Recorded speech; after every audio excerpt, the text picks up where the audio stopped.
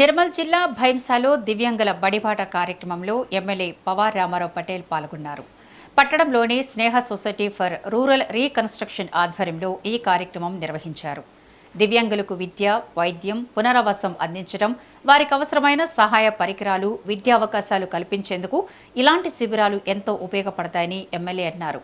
ప్రభుత్వం అమలు చేస్తున్న పథకాలను ప్రతి కుటుంబం సద్వినియోగం చేసుకోవాలని సూచించారు.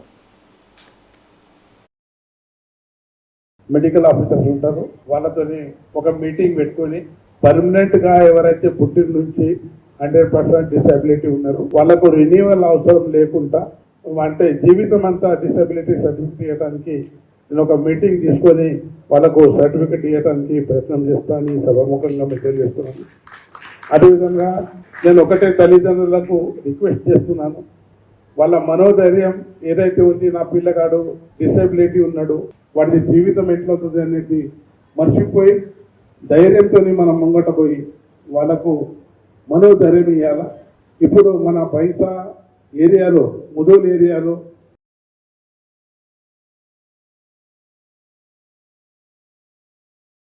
Medical officer